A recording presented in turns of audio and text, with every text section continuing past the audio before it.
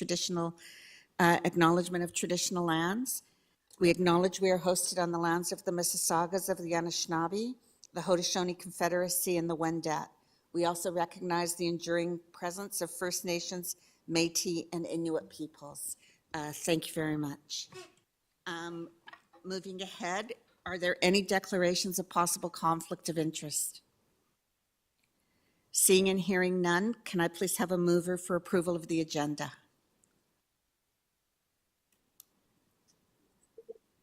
Trustee Pay.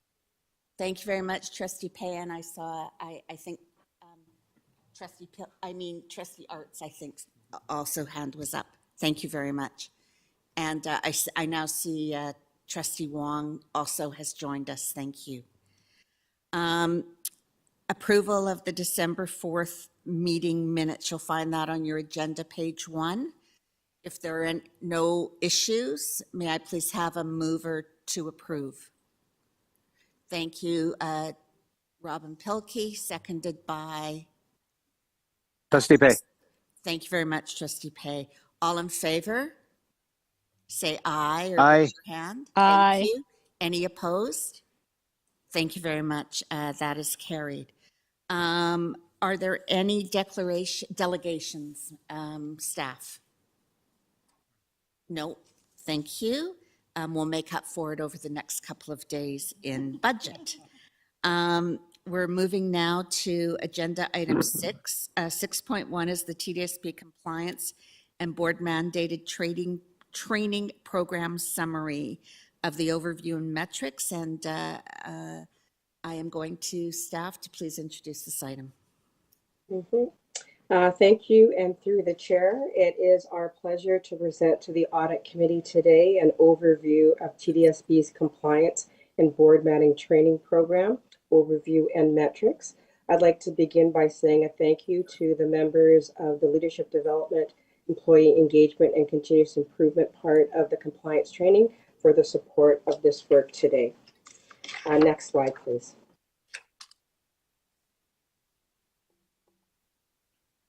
Our goal with the compliance and board mandated training program is to ensure that all employees are trained, have the knowledge and understanding to address all aspects of their job.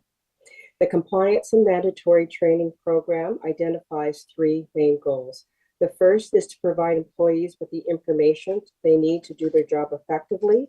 2, to mitigate the risk of legal liability. And 3, to promote and support a culture of accountability and well-being. This training program, next slide please, whether mandated by law or deemed essentially by the board, aims to ensure employees understand and adhere to legal requirements, both internal and priorities and commitments, with an overarching goal of cultivating a safe and healthy work environment for both employees and the board. Successful completion of the program refers to the requirement and standards that staff are required to meet. It's my pleasure to turn it over to Rita Simmons, who will bring you over through the metrics of the compliance and board mandated training program on the next slide. Over to you, Rita. Thank you, and good afternoon, everyone. Pleased to report our numbers have definitely increased year over year. We're seeing an increase in our numbers. What's highlighted here and on the next few slides are the courses that are required of staff to complete. And what you're seeing are the numbers of our permanent staff and the percentage of staff that have done so across the board. You can go to the next slide, please. Again, this slide is showing for our permanent employees what the numbers are looking like. And as I said, I'm really happy to report that there is definitely an increase in completion rates year over year. The next slide is going to show you the numbers of our casual and temporary staff and the completion numbers for that group of staff. This was implemented 3 years ago to have a focus on ensuring that our casual and temporary staff that come into our schools and buildings also are required to do this training, and working alongside those individuals and following up with them to make sure that they do this training in a timely manner. As you can see, that's reflected here as well. And on the next slide. We do aim for 100% completion in what we're working towards. And where you're not seeing that, some of the factors that we have identified over the course of doing this is you have to take into consideration staff who are on leave. Perhaps some of the courses are not required of some staff members to complete. And wherever there's numbers that are not close to that 100% mark that we would like to see them at, we have processes and structures in place to make sure that we follow up with staff to get those numbers up. So while this is a snapshot of February 19th, of course, completions up to that date, I'm happy to report that the numbers are most definitely higher now than when we sort of collated these numbers back in February 19th. So for instance, the PR 699 is now up to 87%, so as an example.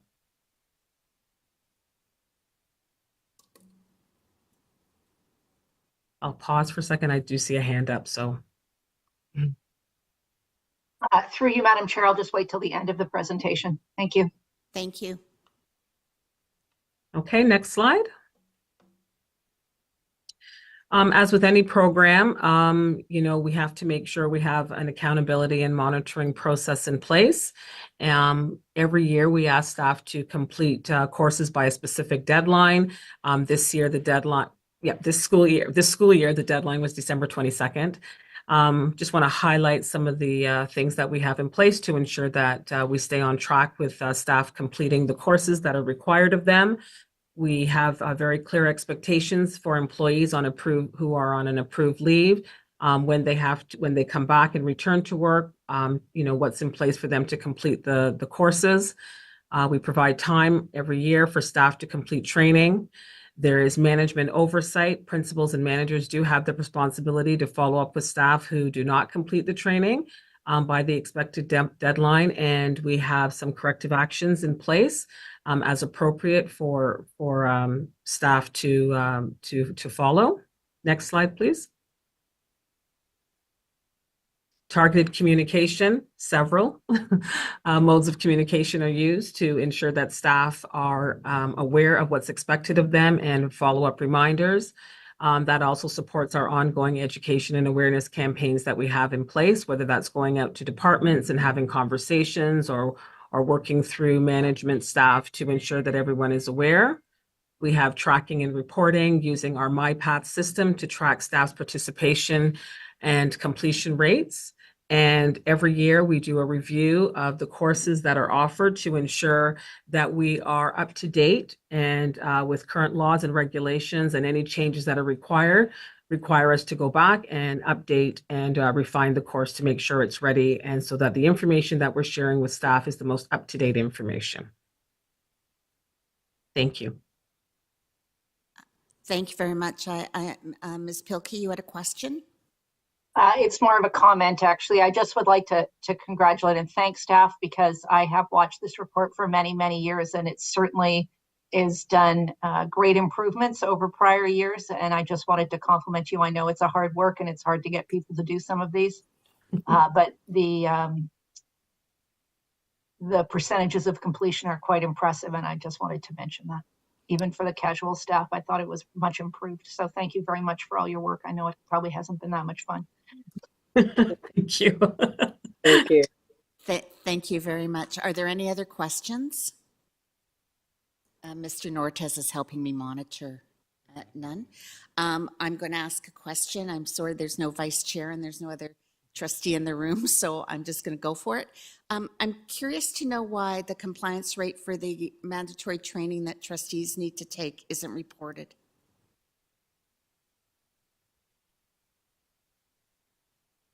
You can most definitely, oh, sorry. Should For I? me. Sorry. Yeah, no, thank you. Yeah, Ed, Rita, thank you. Thank you. Sorry. We can most definitely include those statistics in this for future years. And happy to do so. And I don't have it right here in front of me right now, so I can't report on that, but happy to send that through if we need to do that. No problem. I believe we should be, because there is mandatory training required of us, and we need to publicly report on that as well. So appreciate that. A mover and a seconder for this report. Oh, sorry. Oh, sorry. Trustee Cherneslin, please go ahead.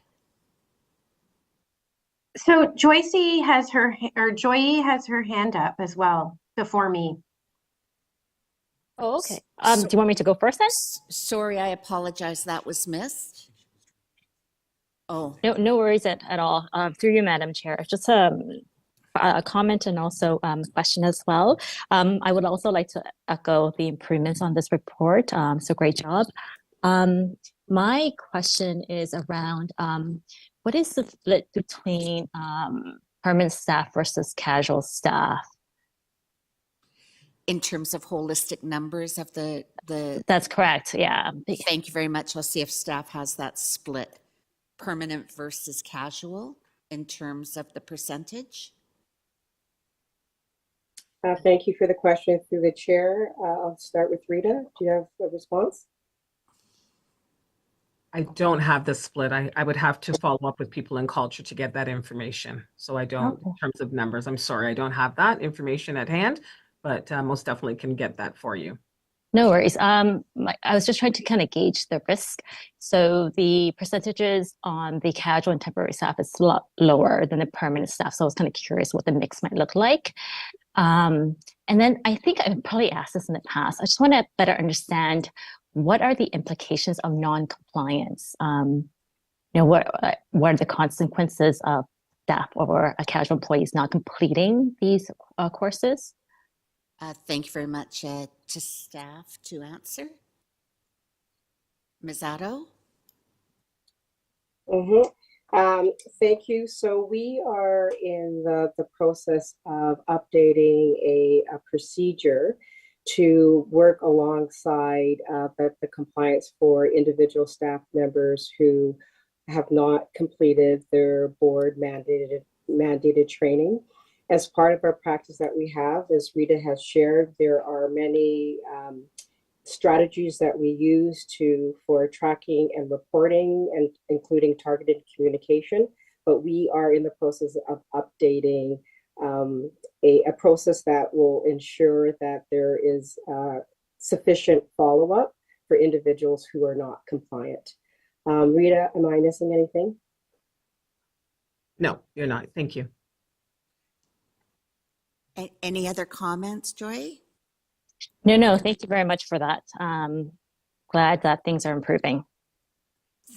Thank you. Sorry, now to Trustee Cherneslin. Thank you, Chair. So I just wanted to go, actually, I want to comment on sort of both of that question that just came up, but also back to Trustee Laskin's question. Actually, last year when this report came forward, I asked about that very same issue and asked that it be reported on. So I was disappointed to not see it reported on in this edition. Do we need a motion, Chair, to ensure that that gets reported? Or I'm just wondering, because I just want to make sure that in future we actually do get information on this. That is a very good question. If Just because in case it just changes in, right. I don't know, I just want to make sure that this really gets carried through, because this comes up every year. Is there a member of the committee that would like to move a motion to include trustees in the compliance reporting? Thank you. I see Trustee Art, seconded by Ms. Pilkey. Is there any further discussion? Thank you, Ms. Pilkey. Oh.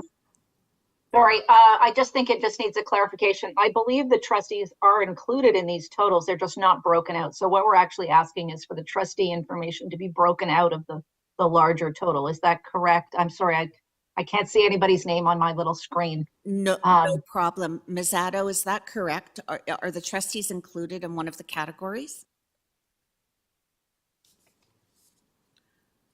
Hi.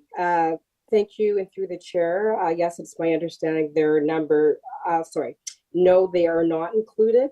Oh, they're not, okay. They're not. So Trustee Cherneslin, my apologies if we missed that inclusion of the trustee data. Regardless if there's a motion or not, it will be included in the next report next time we're before you. And we can also provide an update to that number. Okay, I can thank- actually provide that information. As chair of the board, I do get updates on this, as some of the trustees know. We actually, part of the reason why I think this motion is important, and I'll speak in favor of this motion, not so much, so it shouldn't be just on staff to remember, but as a record that trustees are actually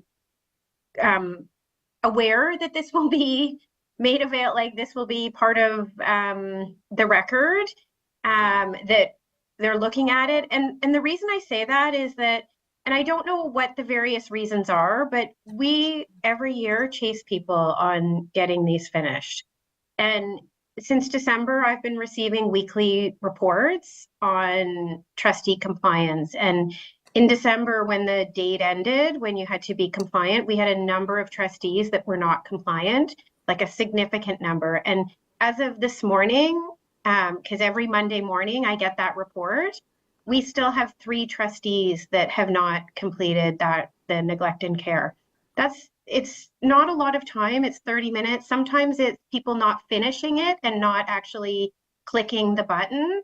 But these are important pieces that I just feel like, in terms of creating confidence in trustees, making sure they're aware of these really important pieces. And trustees go into schools on a regular basis. And my understanding is that there isn't really a whole lot we can do in terms of, to Joy's question about what are the consequences, there isn't a whole lot. But one of the things that we can do is put a number, disaggregated out from the other numbers of trustee compliance in this report. So I do think that's one thing we could do as well. And it's not that I want to shame people or anything like that. It's just that I know everybody sometimes thinks, oh, they see the reminder, I'll get to it later, but it's actually important that everybody's done this. And I think no one would disagree with that. So I'm very much in favor of a motion, not because it isn't done, just because I think we do need it formally recorded that we are, as a board, saying this should be recorded. Thank you very much. Is there anyone else that wants to speak to the motion, which is now on the board? The motion reads that future revisions of this report also include compliance rates for trustees with regard to their compliance training obligations. Seeing no more speakers, then may I please call for the vote? All in favor, please say aye. Aye. Aye. Or raise your hand. Aye. Thank you. Are there any nays? Thank you very much. That passes. So now we're back to the main motion, which is receipt of this report. Are there any other questions? Seeing none, may I please have a mover and a seconder to receive this report? Thank you, Trustee Arts. Trustee Pay.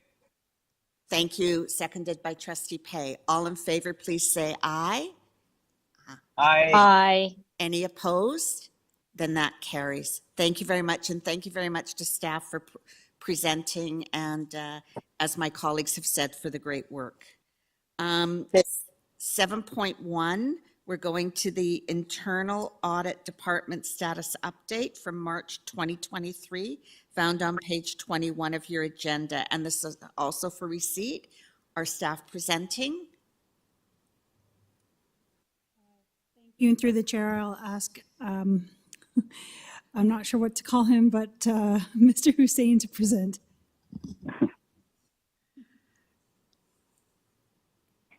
Thank you. Associate Director Zucker. I'd like to, through the chair, I'd like to introduce item 7.1, which is the TDSB Internal Audit Management Update. Could you please so speak far up? this year, We can't hear you very well. Thank you. Can you hear me now? That's better. Thank you very much. Yeah. Make sure everything is. working? Okay. So we've started off going through wrapping up our school operational audits. We've completed a number of audits and issued them to the schools for response, and those have been finalized. We're just in the process of wrapping up the rest of the 25 audits that we're doing. We've also conducted school specified procedures where we took a data dump of all school information, specifically coming from our PSAB reports, and we were trying to look for potential outliers given by performing some analytics. We're hoping to provide a report with those results in June. And also what we are doing is we're reaching out to those schools that had that outlier data points and requesting explanations for that. And after that process is completed, we will be using this information to potentially identify specific schools for specified procedures engagements come September. In September, so that would be separate from school operational audit, which is more all-encompassing in terms of the internal controls at the school level. The specified procedure approach will only focus on the school financials, specifically the non-board accounts. So as usual, we're conducting other items, and the big highlight is the go-ahead for GRC software, which is governance risk compliance software.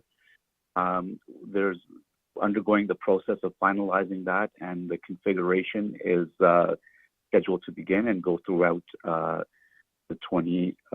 the remainder of this year, and we're hoping to have it live by next September. So with respect to the Auditor General of Ontario, the annual IT update is anticipated to begin in this September, but we anticipate minimal effort because our next deliverables are scheduled for December of next year. So what we are hoping, or what we have heard, is that the Auditor General's follow-up schedule may be changing from annually to every 2 or 5 years. So that should help increase some cycle time and give management some room to focus on the operational side of this. With respect to the operational value for money audit, we've been receiving some requests with respect to audit reports. However, we still don't, the internal audit is unaware of what the exact scope is. And we are looking to the audit committee to see if they have heard with respect to that, or have scheduled a meeting, or that has the Auditor General scheduled a meeting with the committee members. And there are a couple of items that will be presented in private, and as well as with the RIAT for items that we have outsourced. And once again, with respect to the school audits, we've issued a number and we're looking to complete them, and we haven't encountered any significant issues. And with respect to the follow-ups that we're conducting on prior conducted audits, school audits, we've had a very good turnout in terms of the controls being in place, and we'd like to commend the school management and school leadership for ensuring that the controls are in place. And with that, I can take any questions. Are there any, oh, sorry, I'm going to Associate Director Zucker. Thank you, and through the chair, and I apologize. I wasn't being flip when I wasn't sure how to address Wasif Hussein. Wasif has just started a 1-year secondment with the Government of Ontario, the Treasury Board, Internal Audit Department. So he is helping us out right now, but he will be away for 1 year and gaining valuable experience with the ministry. So I just wanted to let the committee members know that that Wasif is going to be helping us, and you will likely see him at some of our meetings, but that he will be working for the ministry for the next year. Thank you very much, and I hope your initial days are going well, Wasif. Are there any questions on this report? Trustee Pilk, sorry. Ms. Sorry. Pilkey, It's please okay. go ahead. Through you, Madam Chair, to Wasif. You mentioned something about a software. I didn't see that in the report, so I was wondering if I had just missed that, which is highly possible. If you could just elaborate a little bit what you're talking about. Something, it sounded like it was a governance software or something. I don't know what you were referring to. Yeah. So we've been working with the IT audit, and if you recall in the cyber risk assessment report that was issued earlier this school year, they were moving towards governance, risk, and compliance software, utilizing ServiceNow as the vendor. Right. And we've been able to piggyback on that, so there's no cost to the department with respect to that, and incorporate the audit module that comes along with that package. And we're also utilizing it for our policy group as well as our risk management group. So we're hoping to have a sort of holistic approach where the policies can start informing and risk can start informing our internal audits, and we can sort of expand our offerings. And also through the software, from my understanding, there is the ability to issue surveys and assessments. So it may be able to be, it may be leveraged to expand our scope without necessarily increasing the time required, you know. Any follow-ups, Ms. Pilkey? Not to Mr. Hussein, but to the Associate Director. If it sounds like a great opportunity that Mr. Hussein will have at the Treasury Board, what are the staffing implications for the internal audit group, which seems to be shrinking at a rapid rate? Thank you, and through the chair. So we're currently looking at how we support the department through WASF, helping through using other managers to help manage some of the processes as well, and possibly looking at if we need to have additional support at certain times. Thank you. Thank you very much. Are there any other questions? Seeing none, may I please have a mover and a seconder to receive this report? Thank you, Trustee Art, seconded by, thank you, Trustee Wong. All in favor? Yay? Any Yay. opposed? Aye.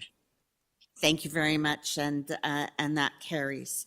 Moving to the second internal audit report. This is from the Regional Internal Audit Team, an engagement and status update that you can find on page 27 of your agenda.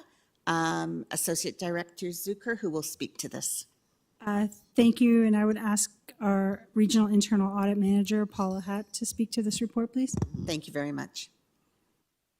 Okay, thank you. Through the chair, my report provides you with a brief update on the status of our planned engagements, as well as other things that we've been working on since the last meeting.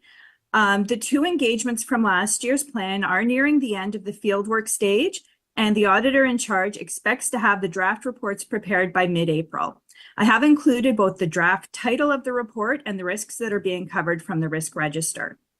Regarding this year's plan, we are hoping to kick off the student achievement engagement in the next few weeks with a meeting to discuss and solidify the scope. Our team is working full out right now, but once we complete some of the engagements that are currently underway, we will also look to schedule the student accommodation engagement. Now, in order to move things forward and decrease some of our backlog, we are currently looking into ways to at least temporarily increase the capacity of our team through outsourcing some engagements or bringing in temporary help through avenues such as a secondment. So we'll bring an update on that as we have it.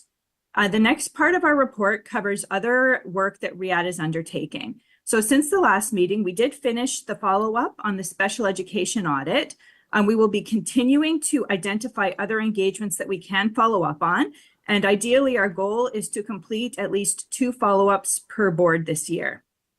So speaking of the special education follow-up, it has been included as Appendix B, starting on page 28. So in order to close the loop on the special education audit report that was issued back in 2013, and following the requirements of our professional standards, we did complete a follow-up engagement with the objective of determining whether management action plans that were developed to address the findings contained within the original report, we wanted to see if those were implemented or the risk was addressed and reduced through other means. So since it was an older report and there has been a lot of changes since then, we undertook limited follow-up procedures in this case.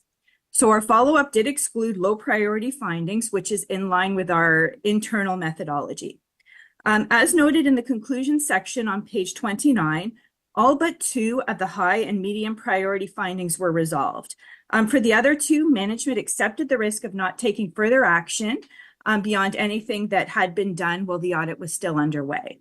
Now, the appendix starts on page 30, and it includes some additional information from the original report, like the finding title, RIAT's recommendation, and management's action plan, as well as our assessment of the current status with supporting details.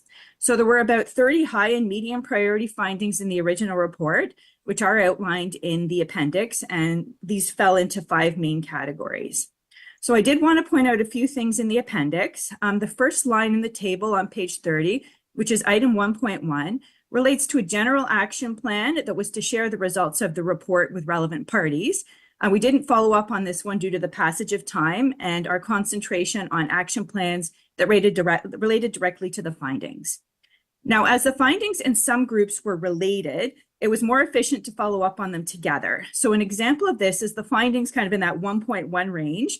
In the follow-up column, we outline the work completed at the top of the section, and that, say, covers 1.1.1 to 1.1.6. And I do apologize. Unfortunately, I don't number things that way anymore just because it does get quite convoluted, but that was what was in place at the time. So on page 37, the first 2 lines in the table are 4.1.1 and 4.1.2. And the action plan for 4.1.1 noted a number of steps management had taken to mitigate the risk while the audit was still underway. Now, we noted that management was satisfied with the current process and accepted any remaining risk.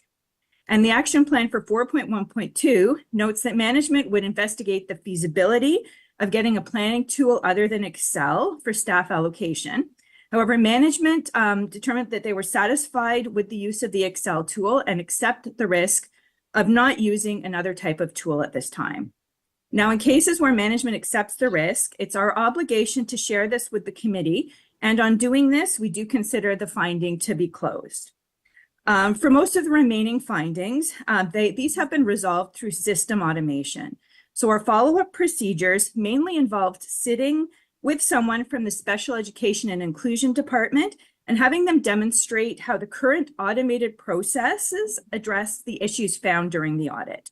So as all high and medium priority findings have either been verified as closed or management has accepted the risk of not taking further action, the special education audit is now considered closed. So that concludes my update, and I would be happy to take any questions. Thank you very much, Ms. Happ, for the presentation. Questions? Ms. Pilkey, please go ahead. Thank you. Through you, Madam Chair. I'm glad this one is considered closed. I'm hoping that the next one you select to do isn't based on events of 14 years ago, though. I feel like you have limited resources. We obviously have limited resources, and this was not necessarily a great use of time following up on something that happened in 2010. So I would like that to be noted. I hope that I understand the importance of follow-up, and I think it's very relevant, but I do think that perhaps selecting one for follow-up that happened at least in this decade would be a good idea. Thank you. I would just add those words. Thank you for those comments. Trustee Arts.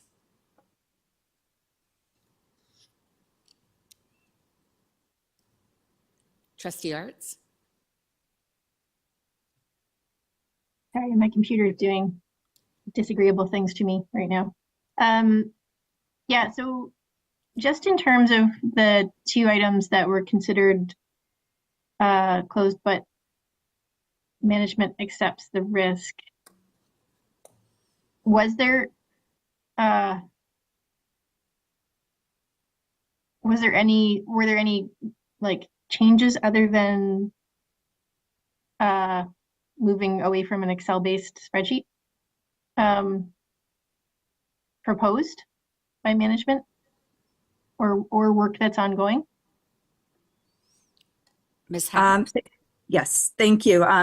Through the chair, for that particular one, for the Excel-based tool, there wasn't any, based on what the work my team had done, there weren't any additional changes proposed. At this point, management was satisfied with what was in place, and they felt that it was able to provide them with what they needed. Originally, the finding was to just investigate the feasibility, but sometimes, the outcome of that is that it's just not feasible and what is in place is adequate. Okay, thank you very much. Thank you very much. Are there any other questions for Ms. Hatt on this report? Then may I please have a mover and a seconder for receipt? Thank you, Trustee Art, seconded by, thank you, Trustee Wong. All in favor, please say aye. Aye. Aye. Any opposed? Aye. Seeing none, thank you very much. That report is carried. Moving now to the work tracker, item 8.1, which can be found on page 43. Associate Director Zucker. Thank you. And through the chair, this is provided for information. So if there are any questions, happy to answer. Thank you very much. Do any committee members or anyone else joining us have any questions on the tracker for staff? Seeing none, then a motion please to receive for information. Thank you, Trustee Art, seconded by Trustee Wong. All in favor? Aye. Aye. Aye. Thank you very much. Any opposed?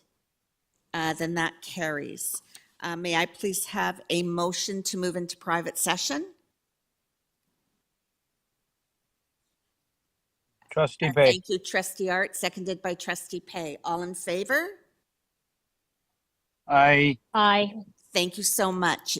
If you can just give us a minute to see if there is anyone online, Ms. Zucker, that shouldn't be there, and to turn the recording off, please.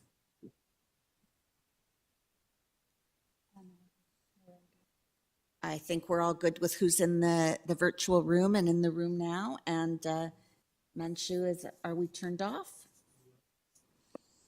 Can you confirm that?